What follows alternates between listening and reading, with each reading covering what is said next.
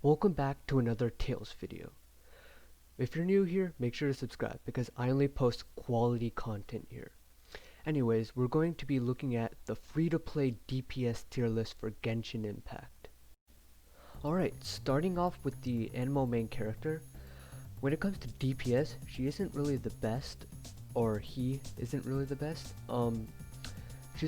He or she is a really good support, but when it comes to DPS, they can't dish out like a lot of damage. Their ult is able to gather up a lot of enemies, but it doesn't really work on big enemies. So he or she really isn't the best. I would say like if you're going free to play, you might want to rock like Noelle instead. But yeah. Now when it comes to the Geo main character, they're a little bit better. Their kit is a little bit more like stronger, so they're able to deal a little bit more damage, and that's why I would put them at like B tier. But sometimes the ult, like when it makes the ring around it, it can like kind of get in the way when you're like attacking or trying to come close to the enemy.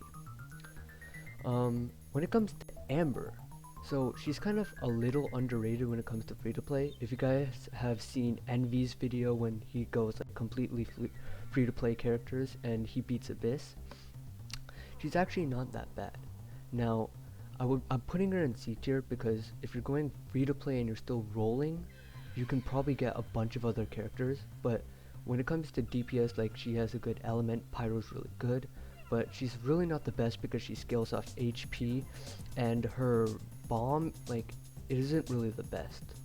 So when it comes to Lisa though, she can actually dish out a little bit more damage because she's a catalyst character, and she's good as a DPS, but she's not like as amazing as you can get, like, because they give you a bunch of other free to play option characters and you can choose a better one. But she's able to deal a bit of damage, but her elemental burst, like her hold one, it's not really the best, but she's a really good support, especially her ult. If you pop it down and then you can switch to another character and you constantly will proc like some electro sort of elemental reaction.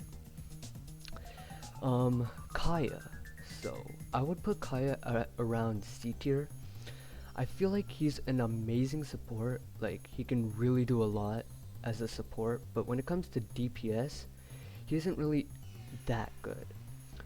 You can do a lot of reactions using him as like, so you can get like melt with Amber or like some other reactions, but I really think Kaeya is better suited toward a support rather than a DPS. So, Noelle. I would say she's about A tier. Now, the reason I'm putting her in A tier is because she's actually a pretty good DPS option. First of all, she's a Claymore, so she's going to be having better scaling off her talents, and for each hit, she's going to be dealing more %. Another thing is, Geo is like one of the like neutral elements, so she will basically fit into most party member teams, and she's also completely free to play. You can get her with doing like 10 wishes or 8 wishes, and you basically get her for free. So I think she's a really solid option, but you can get a lot of better characters just rolling a couple of times with the primo gems and wishes that MiHoYo gives you. Barbara. You know, there's a lot of people doing DPS Barbara out there, and I think, you know, maybe that's not bad because, you know, there's people doing, you know, with the new set that MiHoYo released, the Hydro set, and it's really not bad. But I really think you shouldn't be running Barbara as a DPS. I'm a firm believer that she's a healer, and she's an amazing healer in fact. Especially if you can get her to C6, she can literally revive her teammates in Abyss. You can run her if you want, but I'd really advise you to, again, stick with Barbara as a healer. Diona, pretty much the same thing. Not really many people run her as a DPS option. I think she's a really good healer, don't get me wrong, but if you're running her as a DPS, I don't think it's really the best choice. Xiangling. She is actually an amazing DPS. She's a free character you get, and she has very fast attacks. Because she's a polearm. She's also of the pyro element, so it's really versatile, especially in Abyss, and you're able to essentially do a lot more with her. You can literally plop her Goba down and use her as a turret, and you can also switch to other characters. So even if you end up pulling like a Diluc or some other 5 stars or 4 stars later along the line, you could easily use her as a support using pretty much the same exact build. Razor, he is literally probably the best 4-star DPS, and he's probably better than a couple of 5-star DPS options. I really think Razor is probably the best choice. If you pull him, you should go for, because he is a physical damage dealer, and that is just very neutral. It's going to work on everything. He's not reliant on his element, and he also has the most flexible and versatile element, which is Electro. So he can basically somewhat break down pyro shields. Obviously it's not good, but he can eventually chip it down easily, and he can also superconduct cryo shields, and if there's some electro enemy like electro slimes, he can also deal physical damage and take it down. He's not reliant on his element, but he can still break down a lot of shields. And obviously the Geo shield, since he's a claymore, he can break that down too. I really think Razor is an amazing option. Beidou, she's also really good. I think Razor's a little bit better because he's a little bit easier to use for most people, and he's really like, he's going to be working most of the time. Beidou, she's a little more like she has a little bit more like elemental necessary for her, but most people put like a physical damage build on her, or like a physical damage and an electro damage like artifact set for her, and then you can actually do a lot of damage when you perfect counter with Beidou. Like you can basically do those really quick counters, and you can tank so much damage too. So she's an amazing choice. When it comes to Bennett, I'd say he's between B and A. He's not a bad damage dealer, especially because he's a pyro element, but he is literally one of the best supports in the game right now. Especially if you get C1, you can essentially buff your character with an attack boost and a HP boost, literally all at the same time, and his heals are so fast. It's like very fast healing, and it's very reliant too, because if you're running someone like Xiangling and Bennett, you can essentially get all your particles going to Bennett, and if you use some energy recharge sword, you can essentially get your ult like every time your cooldown is or every time your cooldown ends. Chongyun, especially when his new set came out, probably between S and A tier. If you don't have C1, it could be like not really the best out there, because his C1 really gives him an extra like damage output on his last attack, which is really high. So I'd really recommend you to have C1 if you're running Chongyun as a DPS option, unless like you don't have any other characters, but you could really run him. And especially if you pair him with like Xingqiu, you can essentially proc Frozen the whole time, shatter it, and especially when the new cryo set came out, it can really help you out. So it's a really good choice if you're running Chongyun, especially if you have a C1 Chongyun. You can do a lot, because you essentially get like 40% crit rate extra with the new cryo set. Fischl, I think personally she's better as a support, but she is an amazing DPS. I think like 1 or 2 constellations are necessary if you really want to optimize your DPS with Fischl, but she's like one of the best single target damage dealers in the game right now, and I feel like bow users are a little clunky right now, so it's a little iffy, but you can choose Fischl if you want, but I think that she's a lot better as a support. But if you really have no other characters, you should really end up using Fischl as a DPS, or you can use her as a support later on if you get some other people. Ningguang.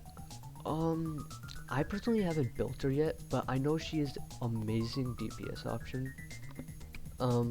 She's able to do crazy amounts of damage and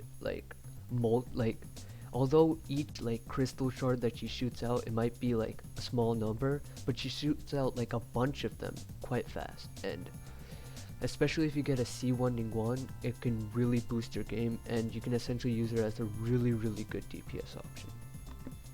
I plan on hopefully building her a little later, but I feel like she has a lot of potential. She can easily beat like Abyss, hopefully. I'm pretty sure, especially because now they made floor 12 a geo damage buff instead of pyro. Sucrose. I would say Sucrose, she's an amazing support. I would put her in C tier because she's a really good support, and she can really get your elemental mastery up for all your other characters. But when it comes to DPS, she's not really the best, and if you really want to use her as a DPS, I'd say you have to have like Constellation 1 minimum. She really doesn't ditch out a lot of damage, but I'd recommend you use her as a support because she can really get your elemental mastery for your other characters up, but sadly it doesn't affect her own elemental mastery, so it would really help your teammates out. Xingqiu. I'll probably put him in about C tier because he is an amazing support, okay? Don't get me wrong. Especially if you pair him with an energy recharge, you're gonna have your ult up all the time. Especially if you pair him with Chongyun, you're literally going to have like a 40% extra crit rate for your Chongyun, like literally all the time. And if you have that, he'd probably be S tier. Like, he's really good, especially if you pair them up with each other. Xingqiu alone, he isn't really the best if you're running him as a DPS because his elemental burst has a really long cooldown, but like you can pretty much get your ultimate up before you get your elemental burst cooldown done. So he's a really good support, but I don't think he's the best at dealing damage, so I wouldn't recommend you run him as a damage dealer. Xinyan. Okay, she is actually really pretty good. I'd say she's about S tier, honestly, because she has amazing support, especially if you can get her like C2. She has like an amazing crit, she has a really high crit rate added to her, and it really can bring your game up because one, she's pyro, which is just a really versatile element at the moment, and is really good. I'd say like you could build her as like a fizz damage with like your artifacts, and then you could do pyro after that, or you can do like a split, and she's really quite good. Now I'm really focusing on free to play characters here, but if I were to give like, you know, a couple of 5 stars because you're eventually gonna pull one, I'd say Diluc is probably the best DPS option if you're running like if you have C0 5 stars. I'd say Diluc is probably the best, or he's better than Child at C0, but eventually I feel like Child's gonna outscale Diluc. But honestly, if you have a 5 star, they're likely going to be dealing a lot of damage.